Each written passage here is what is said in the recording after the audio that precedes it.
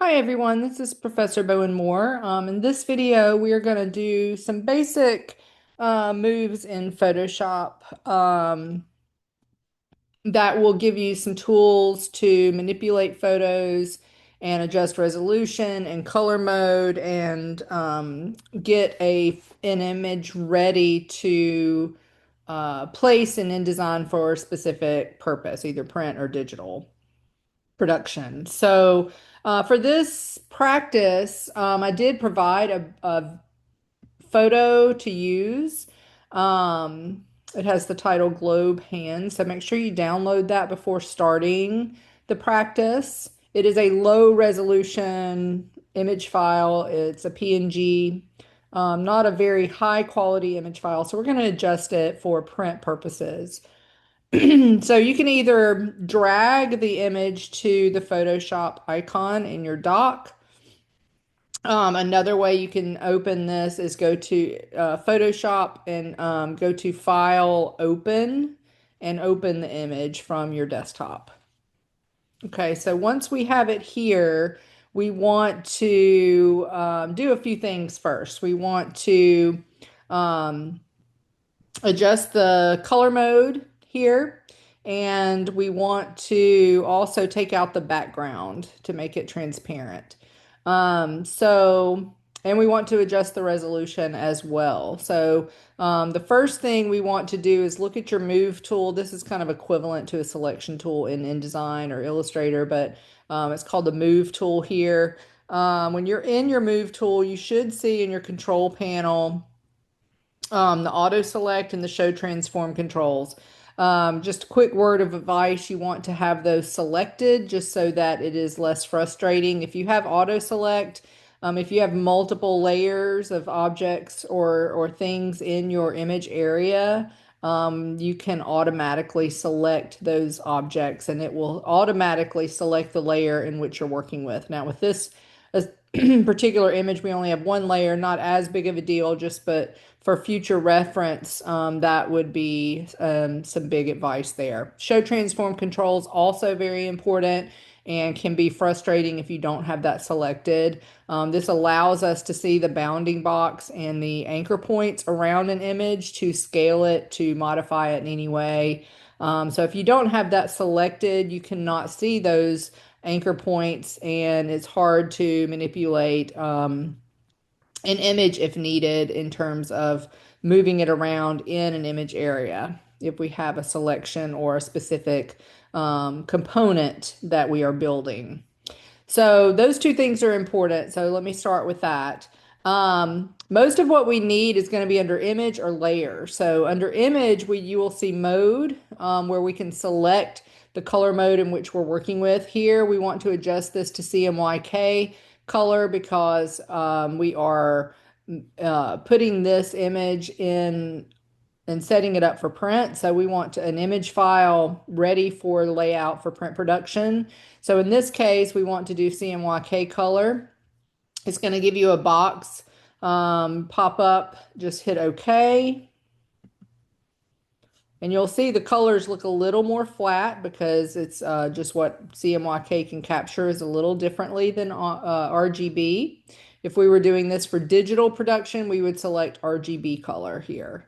Now we also want to select the resolution, so that would still be under image size, and we can adjust the size as well as the resolution. So in this case, we want to adjust it to be 300 ppi, which is optimal for print. At least 200 is always good, depending on the size of the document that you're setting up in InDesign. We don't really need it to be 26 by 20 inches.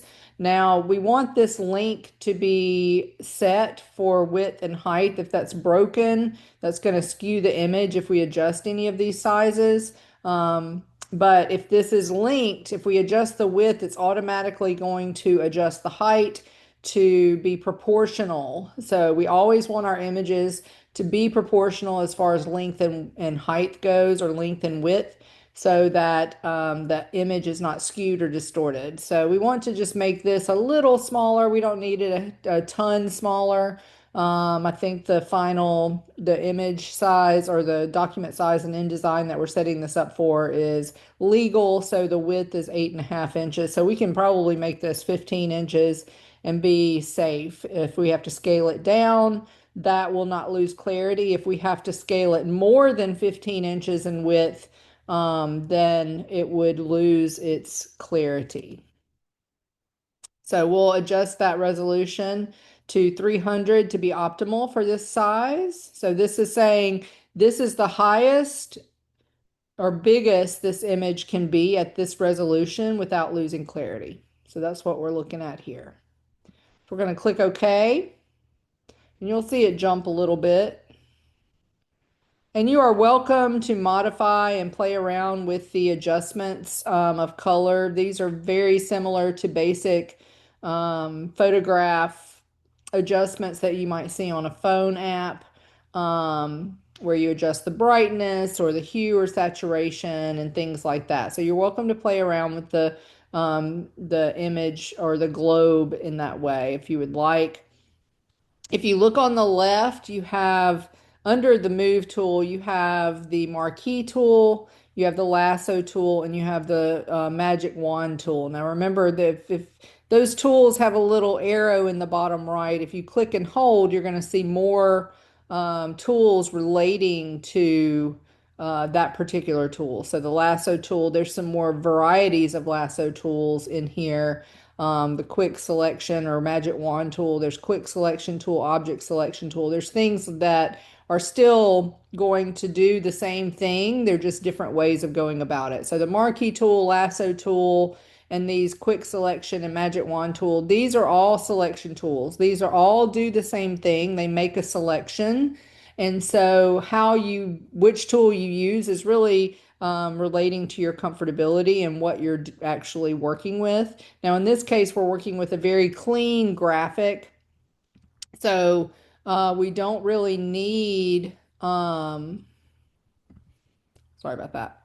We don't really need to have a lot of, um, you know, we don't have to use any major selection tools here. Because we have clean edges, it's going to be easy for the program to detect these edges. So really taking out this background is going to be fairly easy. Now, sometimes when you open an image, it will not allow you to modify it in any way, especially if you've pulled that image somewhere from the web or from a royalty-free site or something like that. So what you have to do is we have to turn the image into a smart object, and then we have to rasterize that smart object. And so to explain what that does, if we go to layer, well, let's select it first. Let's go to our move tool. Let's make sure that layer is selected. We're going to go to layer, smart object, convert to smart object. So what that does is that makes everything in this file available, all the information in this image file.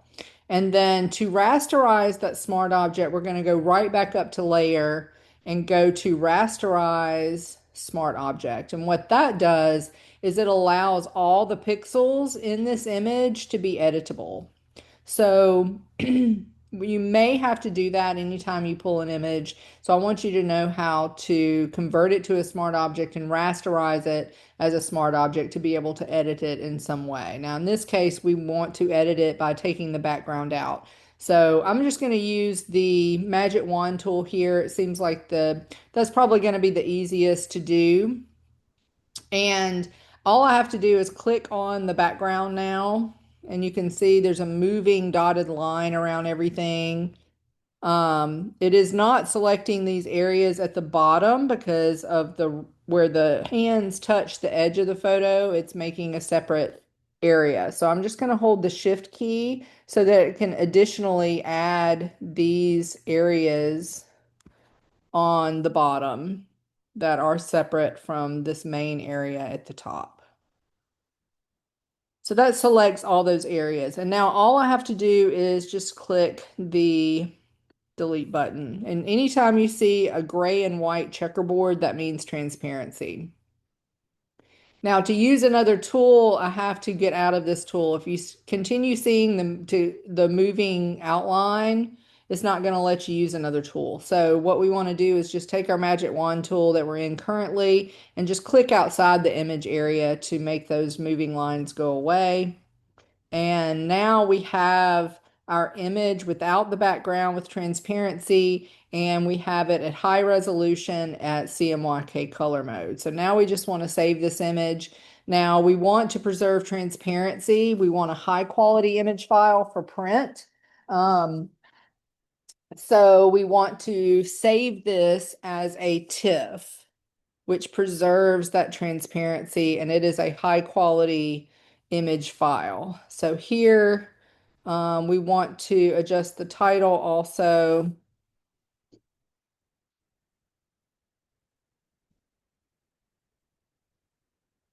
Add our last name.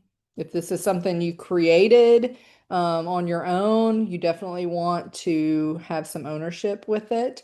We want to save it to our desktop. Right now, it's a Photoshop file, which if you are creating a Photoshop or a photo illustration in Photoshop, if you're creating something original, you definitely want a PSD or a Photoshop file that preserves all your layers, that is a original editable file. In this case, we're just using an example image, so we don't need that. So we're going to choose TIFF here. Our next screen is going to pop up. It's going to make sure we don't have to change any of this, but we do want to make sure that at the bottom left, Save Transparency is selected. We want to preserve that transparent background. Now, if we had multiple layers, this would increase the file size. TIFFs are generally pretty large, so we definitely want to keep that in mind. Anytime we're working with print, our file types are going to be larger because we're working with higher resolution. If we did not want to preserve this transparency, we could export it as a JPEG as well, which would alleviate some of that. So now we're ready to place this image in InDesign. So this is our layout program. This is where we would do a layout for any production process. In this case, like I said, we're working with print. So we are going to set up a new document with File, New. You can also select New File right there on your interface. We are selecting Print, and we want to select Legal, which right now it's in picas. If we put it in inches, you'll see it's 8.5 by 14.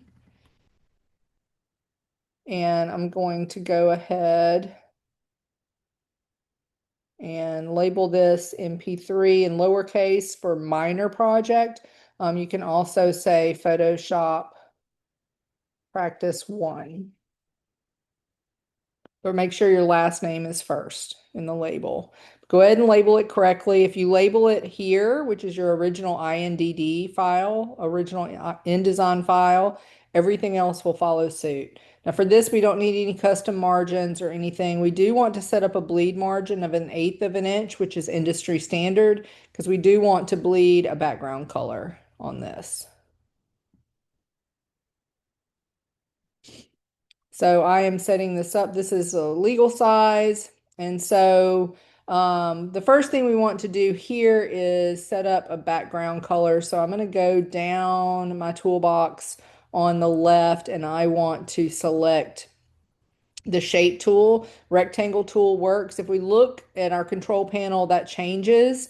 If we, depending on this tool that we're using, if you don't see your selection tool, it's under, or I'm sorry, if you don't see your shape tool or your window or your control panel, all of that is up in window at the top. So window control opens that control panel at the top of your screen. I have my windows here on the left. I've just moved them. They can move to the right. So you can kind of set up your interface however is easier for you. Right now, I just got that out of my right side over here so I could see better. Now I want to set up this color of this shape. I'm just going to use black. And this, you can use any color as long as you can see the image on top of it. But I'm just going to set this up as like a 50% gray. The red line outside the image area is our bleed. So I'm going to bleed this background color all the way to those bleed margins outside the page. And you can see the black line where the actual trim size is. If we were actually printing this, we would print on slightly bigger paper, and then we would trim it down to 8.5 by 14. So we want to take that background color a little further. The magenta is our text margin line. If we were adding text to this, we would keep all text inside this um, text margin line on the page. So now we are ready to place this image. Now on our left, again, we see the rectangle frame tool, which is right above the rectangle shape tool. The frame tool has the X going through it. That is indicative that it is for placing images or graphic. But before we do that, let's go ahead and lock this layer, this first layer we're using, which is the background layer. That will alleviate any frustration of accidentally selecting that when working with other layers on top. So let's just save another layer or create another layer. This is going to be, if we double click on that layer 2, we can rename it. So this is going to be the image. Layer 1 would be our background color. So we're going to work in the image layer. We're going to select the frame, and I'm just going to drag out a frame. This may not be the exact dimensions of my image. We'll just make it fit inside the frame. So I have created a frame. Now I can go up to File, Place, or Command D or Control D.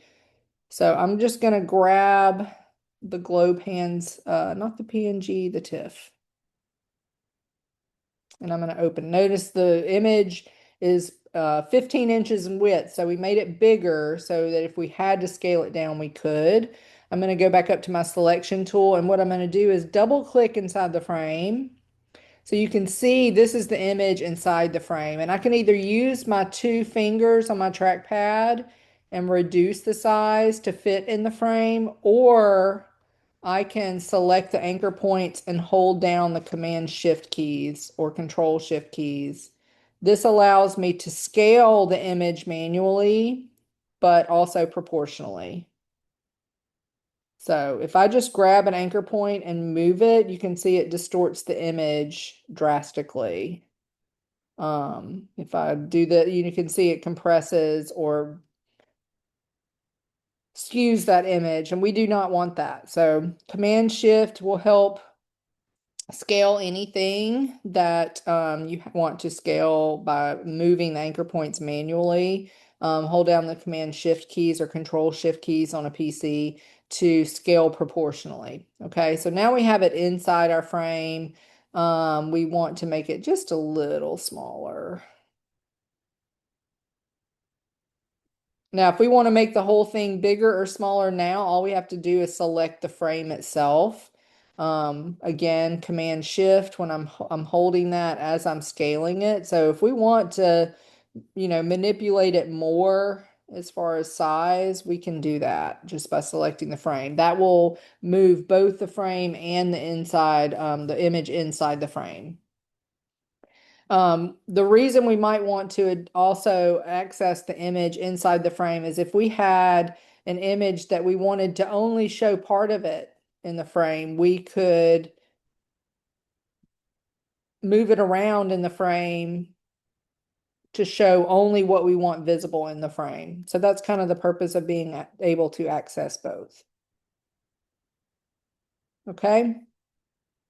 Now that we've placed the image, you can see the transparency background is showing. We're seeing the gray through the transparency. So that's the whole point of creating the background color as well. And that's pretty much it for this practice. So we just want to save this now. Make sure it's saved to our desktop. We've already named it correctly, so it will follow that name. And then now we can package, file, package. And this is going to make it ready to turn in. It's going to include an IDML, which is compatible to older versions of Adobe. It's also going to include a PDF. So if we were actually printing this, we would print from the PDF version. Normally, it's going to also have in your folder a links folder and sometimes a document fonts folder. So that's going to hold anything that you put in your document. In this case, the links folder is going to have our image that we placed, um, anything we put in this document. Notice the file type is still holding consistently from what we originally named the file. So we're going to also put the folder on our desktop. And any images you place in your layout will be in your links window. Now, this is not like a hyperlink. This is basically telling us this is the image you put in your layout. This is the information on that file. You can see where we adjusted it to CMYK color. We have the actual pixels per inch at 300 here, and it is linked to where I have it saved on my desktop. If I were to move that image, it would show a missing link if I moved it before I packaged. So we want to always link to the images in that we've placed in our layout. You cannot drag and drop or copy and paste images into InDesign. That's very important to remember. Otherwise, it will sometimes not create a link there, which will not be packaged when you package your final work. So that's very important to make sure that all images that you place in your document are in your links window and that you have no errors also. So now we can look at all of your information here. So here's our folder. Here's our practice that we saved separately, the original INDD file. Now it's duplicated now, so I can just put it in my folder. If we look in here, we've got the image that we put in our document. We've got the IDML, our original INDD, and the PDF. Okay, so that is our final package folder. We're going to right click on that and compress it to a zip file. And the zip file is what you will upload to Box. Okay. If you have any questions about this practice, let me know. Thank you for listening.